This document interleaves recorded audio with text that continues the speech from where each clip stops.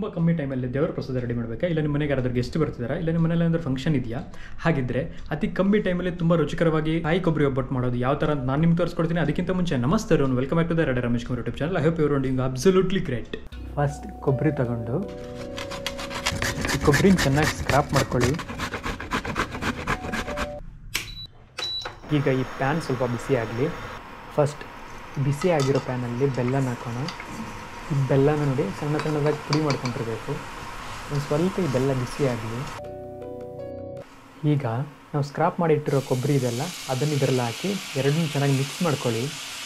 ಆದಷ್ಟು stove flame ಸ್ವಲ್ಪ ಕಮ್ಮಿ ಇರಲಿ, ಅಂದರೆ ನಿಮ್ಮ ಸ್ಟವ್ ಉರಿ ಸ್ವಲ್ಪ ಕಮ್ಮಿ ಇಟ್ಟಿರಿ.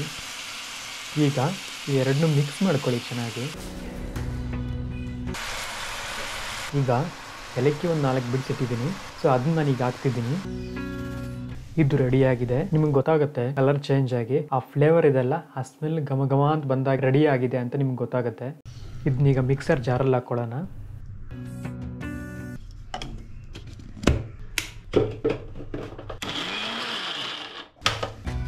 ನೋಡ್ತಿದ್ದೀರಲ್ಲ, ಈ ಥರ ಆಗಬೇಕು. ಇದನ್ನೆಲ್ಲ ಈ ಬೌಲಲ್ಲಿ ಹಾಕೋಣ. ಈಗ ಸ್ವಲ್ಪ ಸ್ವಲ್ಪ ತಗೊಂಡು ರೌಂಡ್ ಉಂಡೆ ಮಾಡೋಣ. ಅದು ನಮಗೆ ತುಂಬ ಈಸಿ ಆಗುತ್ತೆ. ಇಲ್ಲಿ ನೋಡಿ, ಈಗ ಮೈದಾ ತಗೊಂಡಿದ್ದೀನಿ. ಈ ದೊಡ್ಡ ಸ್ಪೂನ್ ತಗೊಂಡು ಇದರಲ್ಲಿಂದ 3 ಸ್ಪೂನಷ್ಟು ಮೈದಾ ಹಿಟ್ಟು ತಗೊತಿದ್ದೀನಿ. ಈ ಮೈದಾ ಹಿಟ್ಟಿಗೆ ಒಂದು ಸ್ವಲ್ಪ ಅರಿಶಿನದ ಪುಡಿ ಆ್ಯಡ್ ಮಾಡ್ತಿದ್ದೀನಿ ಕಲರ್ ಬರೋದಕ್ಕೆ. 1/2 ಟೇಬಲ್ ಸ್ಪೂನ್ ಅರಿಶಿನ ಹಾಕ್ತಿದ್ದೀನಿ ಒಂದು ಸ್ವಲ್ಪ ಕಲರ್ ಬರೋದಕ್ಕೆ. ಈಗ ಸ್ವಲ್ಪ ನೀರು ಹಾಕ್ಕೊಂಡು ಈ ಮೈದಾ ನೀರನ್ನ ಉಂಡೆ ಅಲ್ದಿರ ಕ್ಲೀನಾಗಿ ಮಿಕ್ಸ್ ಮಾಡ್ಕೊಳ್ಳಿ. ನೀರು ಹಿಟ್ಟನ್ನು ಮಿಕ್ಸ್ ಮಾಡಿದ್ರೆ ನೋಡಿ ಈ ಥರ ಆಗಿದೆ. ಈಗ ಒಂದು ಸ್ವಲ್ಪ ಎಣ್ಣೆ ಹಾಕ್ಕೊಂಡು ಮಿಕ್ಸ್ ಮಾಡೋಣ. ಇದನ್ನೊಂದು 1/2 ಅವರ್ ಹಂಗೆ ಬಿಡಿ. ನಮ್ಮ ಕೊಬ್ಬರಿ ಒಬ್ಬಟ್ಟು ಇದ್ರ ಮೇಲೆ ಮಾಡ್ತಿರ್ಬೇಕಾದಾಗ ಆ ಒಬ್ಬಟ್ಟು ಈ ಕವರ್ಗೆ ಅಂಟಿದ್ದೀರಾ, ಈ ಕವರ್ ಮೇಲೆ ಸ್ವಲ್ಪ ಆಯಿಲ್ ಹಾಕಿ ಮೈದಾ ಹಿಟ್ಟು ನೋಡಿ ಒಬ್ಬಟ್ಟಿಗೆ ರೆಡಿ ಆಗಿದೆ. ಇದನ್ನ ನೋಡಿ ಈ ಥರ ಮಾಡ್ಕೊಳ್ಳಿ. ಸೊ ಈಗ ಕೊಬ್ಬರಿಯಿಂದ ನಾವು ಉಂಡೆ ಮಾಡಿದ್ವಲ್ಲ ಆ ಉಂಡೆನ ತಗೊಂಡು ಇಲ್ಲಿ ಸೆಂಟ್ರಲ್ಲಿ ಇಡಿ. ನೋಡಿ ಈ ಥರ ಮಾಡಿ.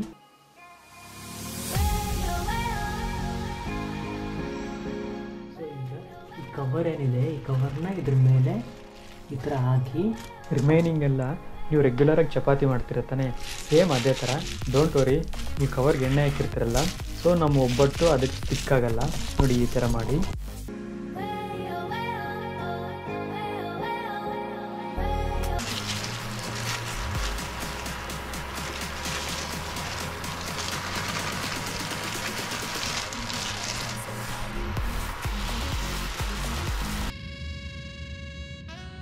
ಸೇಮ್ ಚಪಾತಿ ಮಾಡ್ದಂಗೆ, ಬಟ್ ಈ ಎಡ್ಜಸ್ ಇದೆಲ್ಲ ಎಡ್ಜಸ್ ಸ್ವಲ್ಪ ಅಬ್ಸರ್ವ್ ಮಾಡ್ಕೊಳ್ಳಿ.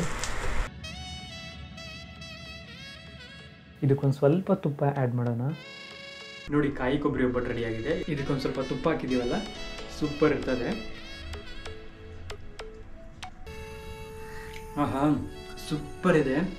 ಹಬ್ಬಕ್ಕೆ ಪ್ರಸಾದಕ್ಕಂತೂ ತುಂಬ ಚೆನ್ನಾಗಿರುತ್ತೆ.